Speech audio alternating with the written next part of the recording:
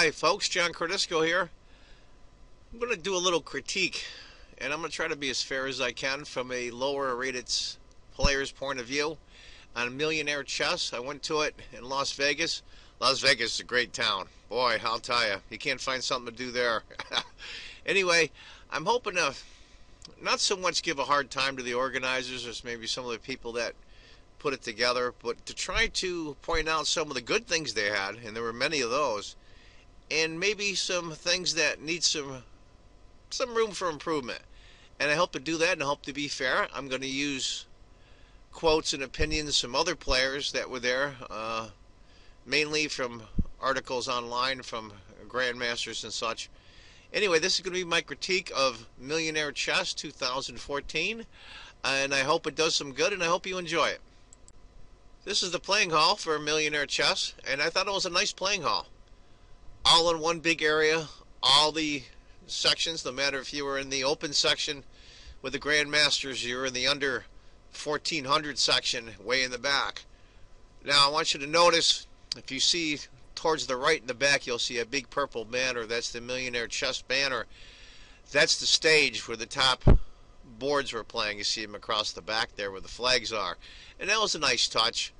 But thought maybe they could have roped off the area instead and lowered it down. I know some of the players didn't like the stage. They said it was a little rickety, but I think what was missing was on each board it would be nice to have, I know all the hotels have the big screen TVs, to have a picture of the game itself there. You see that quite often, or have it off to the side of the top games in the playing hall.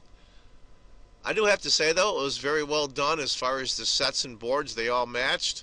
It's haphazard to bring your own sets. All the clocks were also supplied. And they weren't just rickety plastic pieces. They were heavy weighted, and it was a nice set. And all the boards had Millionaire Chess. And after the tournament, they sold the boards and the sets and the clocks at a reasonable rate. I'll give the playing hall an A. What I didn't like, you can't see off on the right-hand side of the screen, right behind that, was the pairing boards and also the results table. Now, that caused quite a commotion when people went to turn in their results, but I thought it was a little weird. And usually, as a rule, most tournaments, you go to the pairings board and you post the result. You won, you lost, you drew, and your opponent usually checks it as well, just to double check that you didn't put down the wrong amount either by accident or on purpose. And that happens. So when I went up to the table, they said I have to turn in the results. Now my partner was with my partner. My opponent wasn't with me.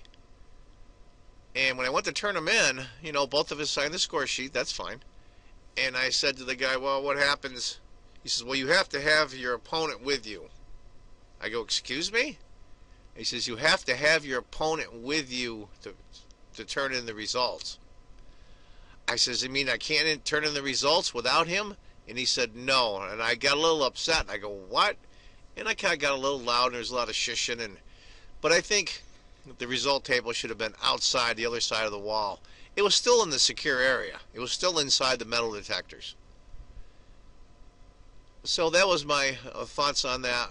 And overall, the playing hall was in really good shape. If you see in the background, they had very large 7-8 foot high pictures of all the world champions, from Steinitz all the way through to Magnus Carlsen, which I thought was a nice touch. All the flags of all the countries, that was a nice touch as well. So playing hall and conditions inside the playing hall. Oh, also I might want to add that they had young ladies go around with a tray, and they had water. And while you were playing, you could get water without getting up. That was a nice touch. And they were nice kids, and it was pretty cool. Anyway, that's my thoughts on the playing hall and how to improve the playing hall. We're going to continue on to other parts of the tournament. Now, this is one thing I thought was a little odd. By a weird coincidence, I found this picture online. That's me there with the khaki pants, with the dark gray shirt, where you see a little white sticking out of my pocket towards the left there with the glasses. That's me. It's a line to register. Now, we all registered. And those that have prepaid, I did mine back in July This is in October, the tournament. I thought that was a little odd that you would spend $1,000, which I thought, considering the prize money, was reasonable. $1,000, by the way. Anyway, I just thought it was very odd that you had to go stand back in line again. And lucky enough, I got there early, so I got kind of front of the line. But you got to stand in line for 45 minutes or so if you're on the end of the line to register for a tournament you've already entered in. I thought that was a little strange. Now, I understand there's always that one idiot that doesn't get the times right whenever the rounds are and all that good stuff, but we've all played in big tournaments, a lot of us, World Open, a lot of other things. I played in the U.S. Open before, and you're scheduled when you're scheduled. And when you don't show up, that really sucks for your opponent. He gets a point, but it's a forfeit point. But anyway, I thought that was a little strange. I think I would probably cut that out, to be honest with you. If you're already paid and show that you've paid, maybe that's a check on their own system just to make sure that everybody has paid, gets in the tournament. But I thought that was a little much. Anyway, that's my thoughts on that. And by a weird coincidence, like I said, I'm in the picture of people standing in line to register for a tournament you've already entered in. I thought that was a little strange. So if they could do something with that, that would probably help out. I'm probably going to spend a little bit more time than I should on this topic with the tournament. That was security. This is a picture of the metal detectors that lead into the playing area. And that's fine. With the new technological age, you know, there's $1 million here, and I can appreciate that. But I thought was really strange was, if you look on the right there, those two gentlemen are standing, there's another little metal detector there. That was the entrance into the men's room, which I thought was very odd. If you're inside a secure area, you're inside of a secure area. They can't secure a bathroom? Really? And that made it really difficult, because some days you got through the metal detector when you went in the bathroom, when you went out of the bathroom, the next day was different. The consistency was really, really poor. And the other thing was, nothing against the gentlemen that were there. As I was waiting in line, you'll see a picture of me later, which I found online, which is weird. Another picture of me right in the area what I'm going to talk about. I think the one gentleman worked for the company that owned the metal detectors, and it was a security company. They were all temps, all the guys that did this. Now, they want to take this seriously. They need real people with experience. I stood there as I watched in line, watched the gentleman that worked for the security company show the other people how to use the wands, which I thought was really, really wild. And I'll tell you, people were going through all over the place. The metal detector would go off. They said it was changing their pocket. They were this or that. Of all the security they had, all it did was cause a hassle once you were inside. I mean, you can't even go to the bathroom without going through all of that. And they should have secured that. Once you're inside the security area, you're inside the security area. If you leave that area, you have to go through the metal detector again. That's fine. Just like a government building. We're all used to that now in the new post 9/11 age. We have to go through metal detectors to get in and out of government buildings and some public places.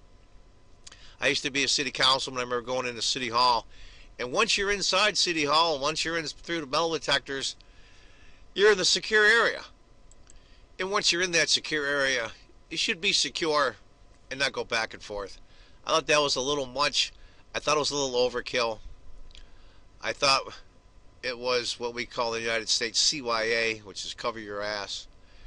Give the appearance of ultra security. The real ultra sophisticated cheaters are going to cheat, and you're going to catch them eventually. But I think all this did was create a tremendous amount of hassle and a tremendous amount of just, you were just treated like you were a criminal. And a lot of players didn't like it. It wasn't just me. And especially once you were in the secure area, you had to go through the metal detector again to use the restroom. I just thought that was a little much. Nothing against the guys that were there. I mean, you know, everybody needs to work. But they were all temps. And security really was a joke. And I'll show you a picture from chessbase.com. A quote from Alejandro Ramirez, GM that was there, lives in the United States. He's originally from Costa Rica. And what he thought concerning the security as well. Now this is a picture here from chessbase.com of the security area. In fact, I'm right in there somewhere. You just can't see me. I'm off to the right. I recognize the gentleman with the white hair in the back with the tall one. He said security was tight the first day, and after that it was a joke. But frankly, I thought it was a joke the first day too. There were dozens of people walking through. Some had different color armbands, and I'll get into that later with that, Matt. And beepers were going off all over. People left change in their pocket. They said, oh, it's just change, and they let them through. Nothing against the guys that were checking, but they were all temps. They don't do this for a living. And I thought that was a lot of hassle with very little result, because the guys that are really cheating, that are really using technology, are going to get through one way or another, and you're going to catch them inside the playing hall is your best shot. And going back and forth into the bathrooms is the other way. But that's just my opinion, and obviously it's not just my opinion. And one of the grandmasters said it was a joke. I talked amongst the players, outside the playing hall, inside the playing hall. We run into each other in elevators and restaurants and the hotel and such, and even outside. And they just thought it was a huge hassle. Granted, it's a lot of money. I understand. One, they should have a little bit better professionals, real professionals that do this for a living. And once you're inside the playing hall, you're in. And that was it was just a huge hassle with very little result. In fact, I said to Maurice after I ran into him, and I kind of gave him a hard time. I apologized later. One thing that I said to him, he was standing there with Susan Polgar. But I said, it's kind of like you're cooking a marshmallow with a flamethrower. And he went on to talk about how none of the arbiters said nobody has accused anybody of cheating, and how I says, well, those are the same guys that accuse cheating of every single tournament. That doesn't really prove anything.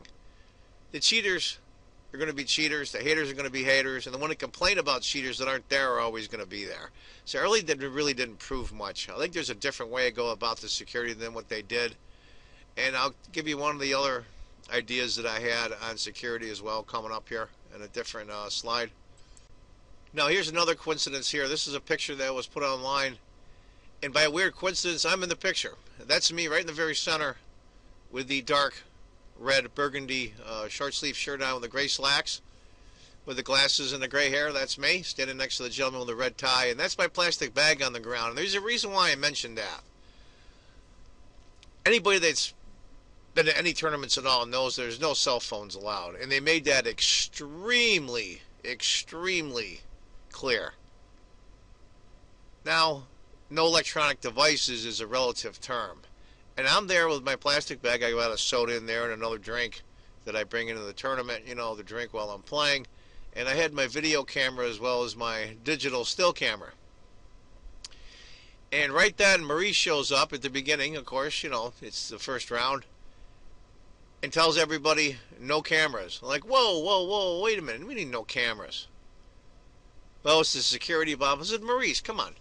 I was really upset. I have never been to a tournament ever where at least a little small digital still camera could not be allowed. You can check that for anything you want to.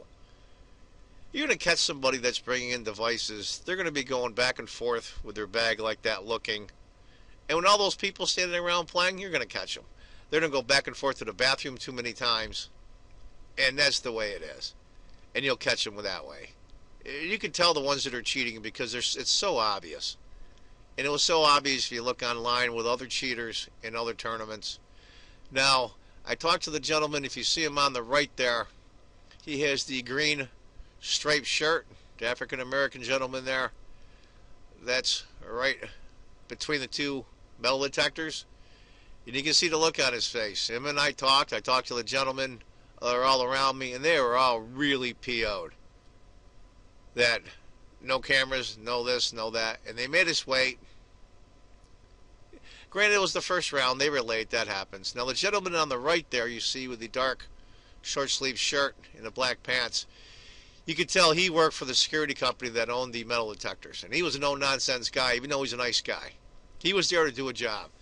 And as we're standing there for round one, he's showing all the rest of the metal detector and security people how to run the wands over people that had checking for metal. I thought that was ridiculous that you couldn't bring cameras. I was really, really PO'd. And a lot of other people were too. You got to remember, a lot of us flew here. This is like a vacation for us in a sense. We're here to relax and play both. It'd be like going on vacation and saying, oh, by the way, you can't take any pictures of your trip. Well, the chess tournament is why we're here.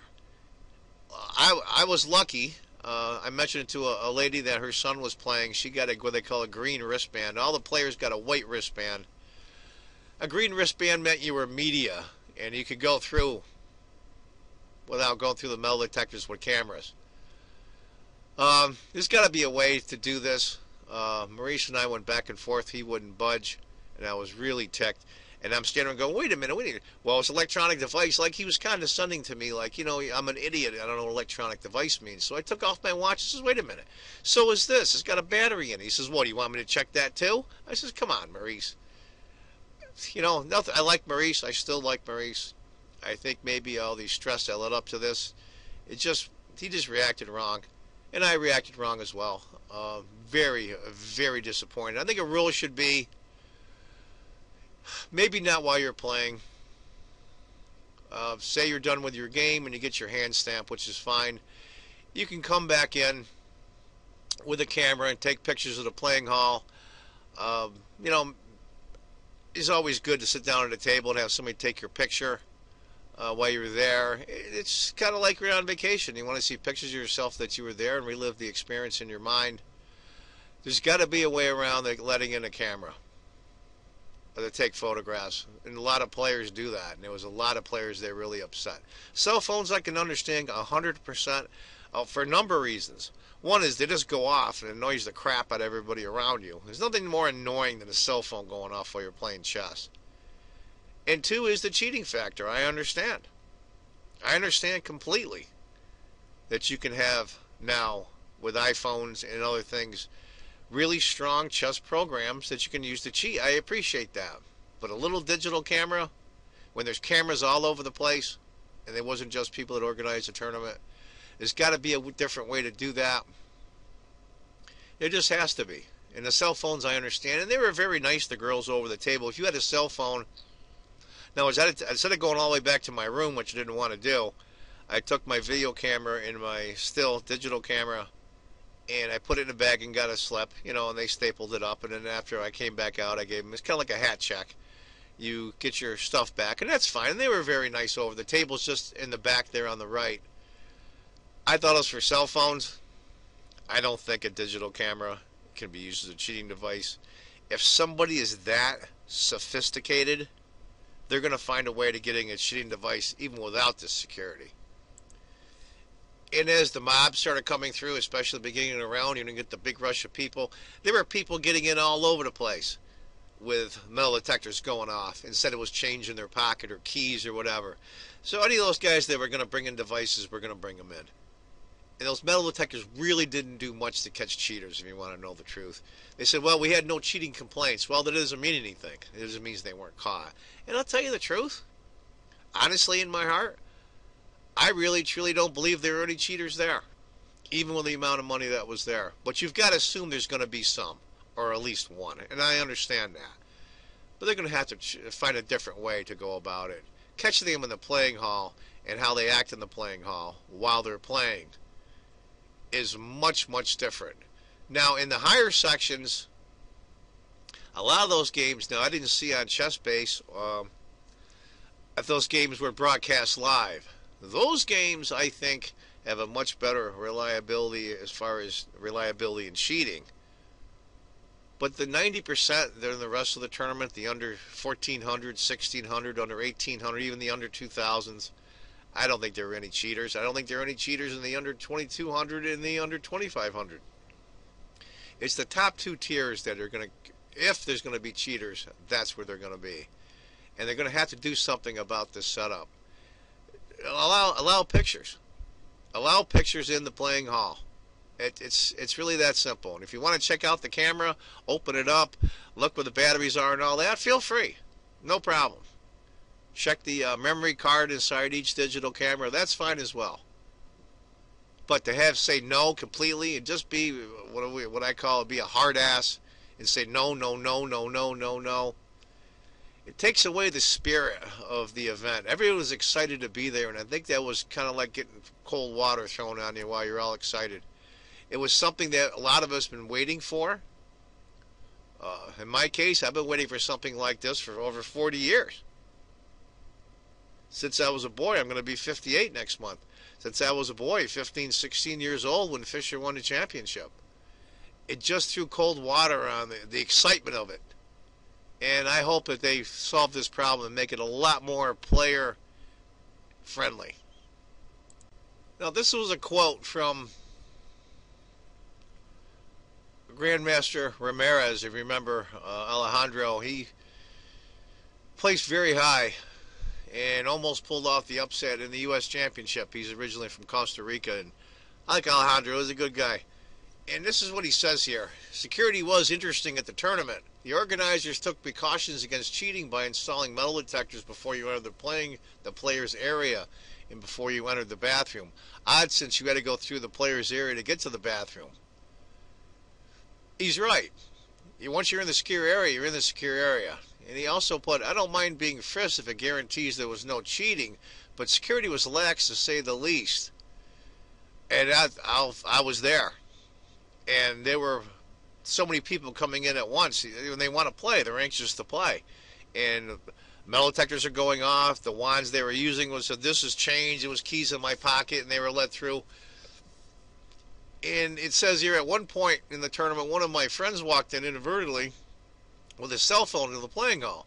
He noticed it before he sat down to play and turned it into the nice ladies at the cell phone check-in booth, which they were. They were nice girls. But the fact that it happened was not surprising.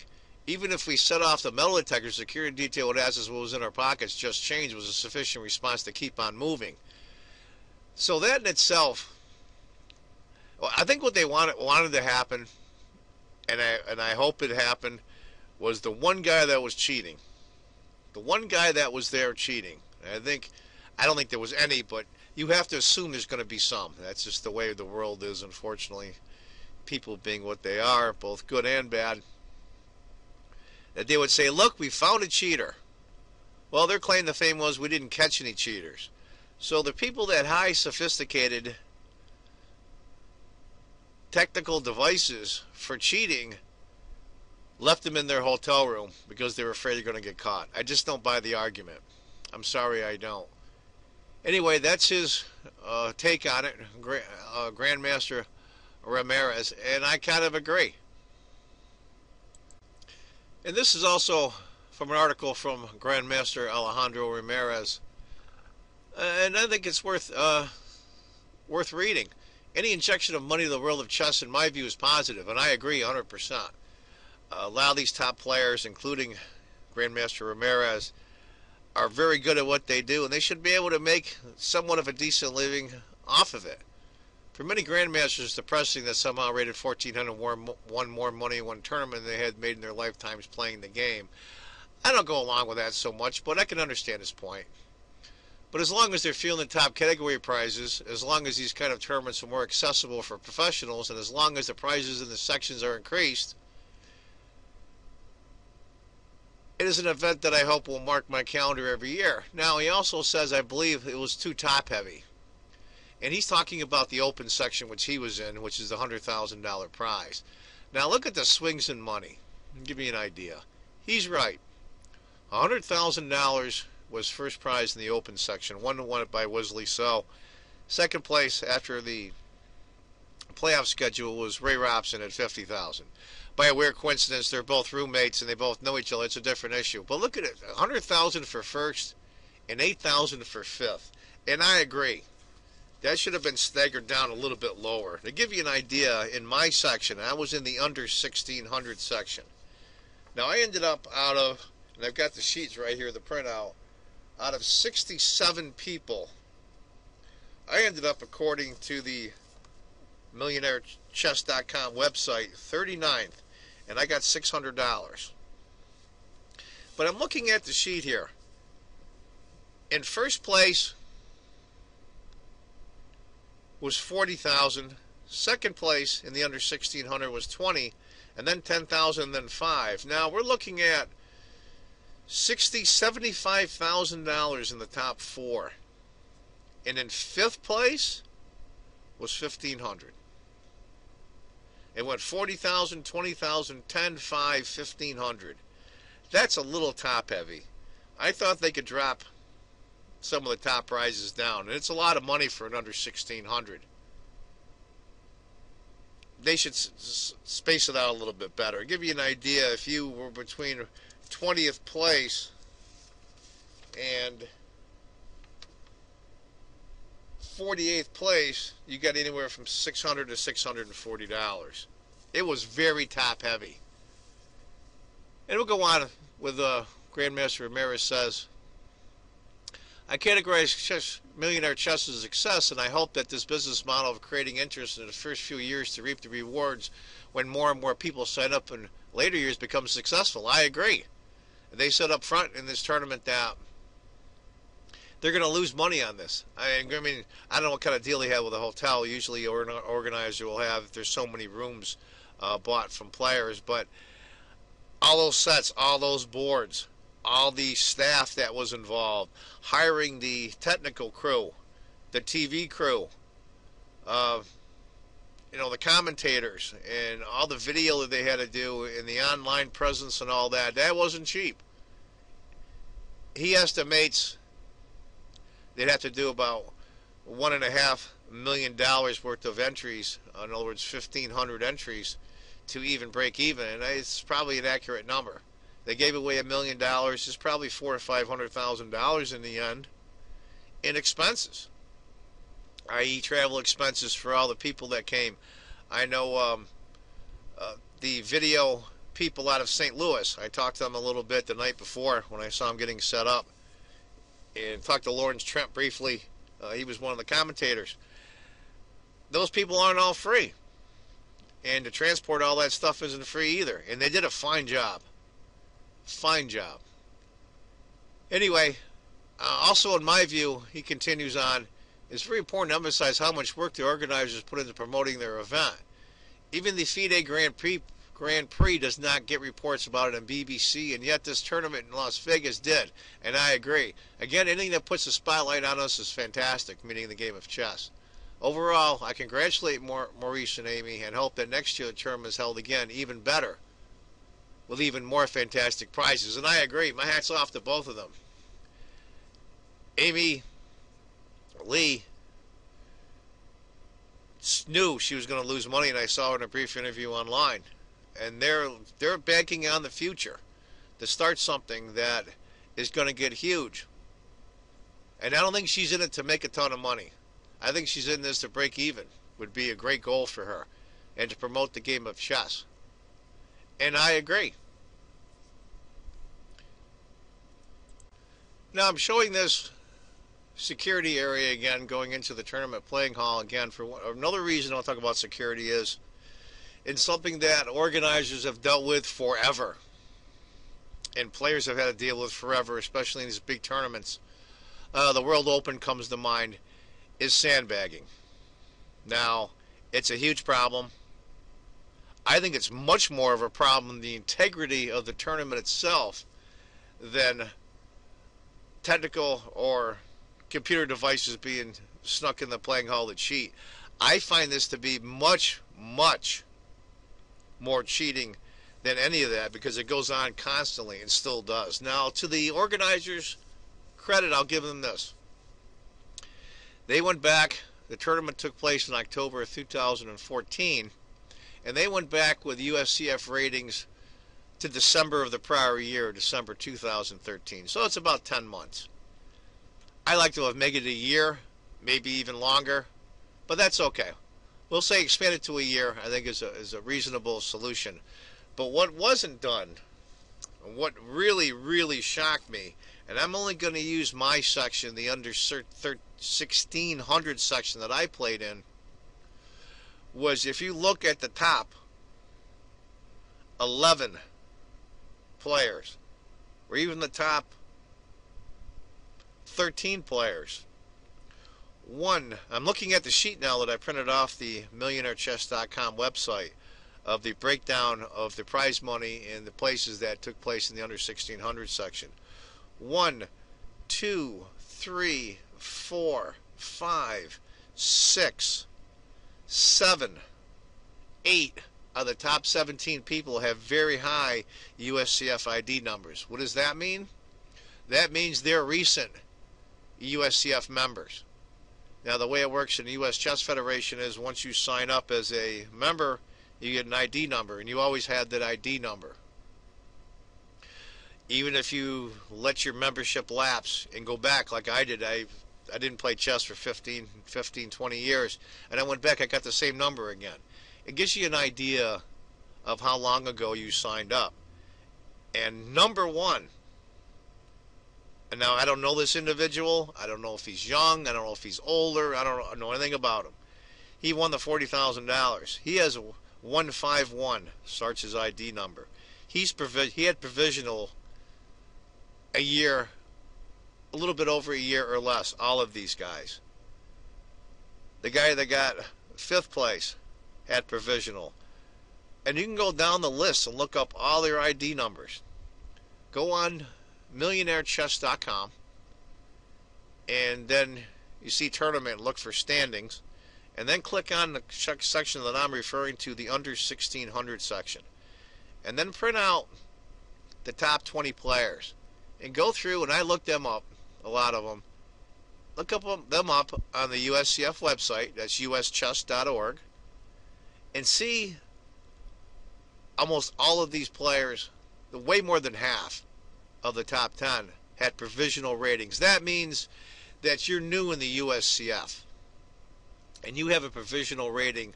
I believe it's 22 games before you're out of provisional, and all these guys had provisional. In fact, one individual, you can look it up yourself, I'm not going to say who it was provisional, and he played in one tournament to get him out of provisional 3 weeks before this tournament here in Las Vegas. I think that's absurd. And a lot of these individuals are older. I know I played one who got 8th place. That's much stronger than his provisional rating. I think the rule should be is I consider this a security breach just as much as an individual sneaking in a computer device to help him cheat during the game. They give him aid during the game. I consider this just as much a security problem as people bringing in electronic devices to cheat. I think if you're provisional, 2 years. 2 years to date from this, you automatically go into the open section, period. Yeah, granted, the USCF, and I'm included, I'm a tournament director.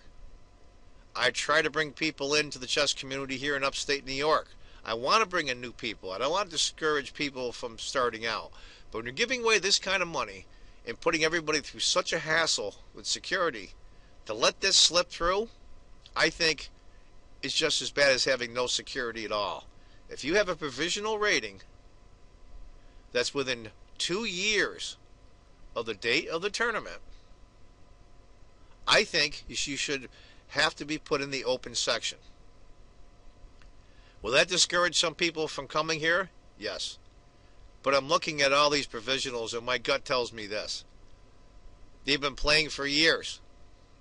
Playing for years. And they're a lot higher than they indicate. Which, to me, goes against the entire integrity of the rating and section system. You want competitive games. You're always going to have some sandbaggers. You're always going to have that. But you do the best you can. Now, some people might think 2 years provisional prior to that is a little much. Okay. Make it 1.5 years, I think is fair. 1.5 years from the day of the tournament, if you've had a provisional rating at all, even if you're past your provisional games and you have a regular rating now, because people can lose games on purpose to get past their provisional and keep their rating down. It happens. I consider that sandbagging much worse than what happened. Now, are all these guys legit that won? I don't know.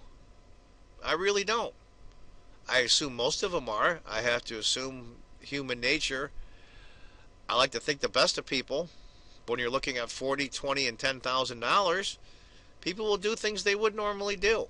Now, congratulations to the individuals that won. It's not sour grapes at all. In fact, I didn't do that well in the tournament here. But I think the provisional problem is a much greater risk to the integrity of the tournament than electronic devices being snuck in. A year and a half from the date of the tournament, if you've had a provisional rating at all, you automatically go into the open section. Or they make your prize money if you win much less. Very much like they do an unrated here in the United States. But you have to go into the open section. If it stops 8, 10, 15 people from entering the tournament, then so be it. Because I think in the long run, if this continues, the integrity of the process itself is much more important than maybe disappointing 10, 15 people each year. That's just my opinion, and I'll tell you the truth. I'm hoping that if they do have it next year, that they do some of these changes, especially this provisional problem. And that's just my opinion, and I'm hoping that the organizers or someone that knows the organizers sees this video and this critique and does something concerning provisional players. And that's my opinion, and I hope something is done. So now I'm going to give my final critique. I'm going to grade it like we do here in the United States, A, B, C, D, F. A being very good and F is failing. That's our scoring system here in the United States. For those of you that are listening to this or watching this video, I'm going to start with myself. As a player, I'm going to be perfectly honest. If I'm going to be critical of other people, I have to be just as critical and fair with myself. My tournament performance, as far as playing goes, I give myself a D. And I had one half game out of the first 4 rounds. A couple of times during the tournament, I was so emotional and happy that this was going to take place that I think I overreacted a little bit to a few of the rules that I thought were unfair and wrong. So I give myself a C as far as getting along with others go, as far as the organizers go. Okay, I think I was fair to myself here. I'm going to go about one thing is the locale. I've never been to Las Vegas. I live in the East Coast of the United States in upstate New York. It was a really long flight. I haven't flown in over 20 years. The locale was great. Now, do I want them to have it here every single year? No. If, and I hope that's a big if, and I really do wish they do, have it next year, that they have a different locale each time. I'm thinking more towards the center of the United States. I think an excellent spot would be where they were going to have the U.S. Open this year but couldn't. The hotel went out of business, and that was in St. Louis, our now capital of the United States. I believe St. Louis has casinos, so if they want that gambling effect, aura around the tournament, they can go there. I'm sure they've got a lot of big hotels in the general St. Louis area, and I say that because it's centrally located basically in the country. I think a lot of guys that were on the East Coast of the United States, especially in the Northeast and especially in the New York City area, thought that maybe Las Vegas was a little too far. Even though we did get quite a few of those guys, I think their numbers will go up very much if they move it every year, number 1, and 2, and they keep it somewhat centrally located. That's just my opinion. Some of us will drive 10 hours instead of fly. I know I would, and I've done it before. I drove from upstate New York to Wisconsin to play in the U.S. Open. It's a heck of a drive, but it's part of the trip. It's part of the experience. You get to see the United States instead of from a plane, it's from a car. With your friends, maybe you can, tag up with a couple of people, save expenses. I think that would be a good idea. It's more centrally located, and change the locale every single year. Now, next I want to talk about playing hall. A little more in detail. I give playing hall an A. And I also gave locale an A as well, in case I missed that. I'll tell you the truth, it was a nice playing hall. It was very nice. The temperature was fine. The ventilation was fine. I love the weighted sets. That was a nice touch. And the 8-foot high former world champion pictures all around. That was a beautiful touch. And I like the DGT boards on the top boards. And not only just the top boards, the DGT boards they went over and broadcast for the top board in each section. I mean, how cool is it that I say I'm in the under 1600 section and I'm playing on board 1 in that section, and I get my game to go up on ChessBase or a website. How cool is that? How is that ever going to happen for us lower rated players? Never. Excellent. I gave a top notch to that. And the only negative in the playing hall is no cameras allowed. My synopsis in general on the tournament is I think this was all new. I think this was a ton of work for the organizers. I think you're on really, really uncharted ground here. So kudos to them for having the foresight and the guts, and Maurice for organizing it. Amy Lee, you got to have the money to put together something like this. The organizational skills. I thought they had a great commentary team. I did miss Nigel Short, though. I thought Nigel Short and Lawrence Trent are an excellent pair. If they could get Nigel to come next year, that would be absolutely outstanding. Nothing against the people they had. I like Robert Hess and I like the young lady, Levin Aronian's girlfriend, but I thought that the team of Nigel Short and Lawrence Trent is just, they're a great pair together, and maybe a third person to do some of the color. Anyway, hats off to the video team that was there. They get an A as well. Commentators get an A, I think, as well. Overall, give the total experience, because of the kind of negativity and some of the bad taste in my mouth from the security, no cameras, I'm going to give the entire overall tournament, not my play, but the tournament themselves, I'm going to give them B-. I think that's fair. There was a lot of good things, and there were a lot of things that weren't so good. Maybe not a lot, but enough, I think, to, instead of giving it a B or an A, B-. And I think that's fair. Talking to many dozens of other players that were there, you run into outside the playing hall, you know, in restaurants and in the hotels, in elevators. And I hope that they do it again for years to come. And if Millionaire Chess doesn't continue, someone else picks it up. Maybe picks up the ball. I think sponsorship is huge for this. Corporate sponsors to put in some cash. You know, the usual. Look at NASCAR. You're everywhere. Red Bull, Coca-Cola, you name it. Oil companies, financial institutions, you know, stock institutions. I mean, you name it. The list is endless. Click on a NASCAR race, and there is advertisement everywhere. I think that's the next step for this. In order to make this viable, you need corporate sponsors. And I think a year that they just had, hopefully not another year, but maybe even the next tournament, they'll pick up some big corporate sponsors. Then the organizers can start breaking even, which is, I'm a businessman myself. I own a convenience store in upstate New York, and I know it's great to start out something for a while from scratch. You're not going to make much money in the beginning, but it's going to get to a point where you can't put money in anymore. It's going to have to break even or generate a small profit. And I think this is no different. Corporate sponsor is the next thing.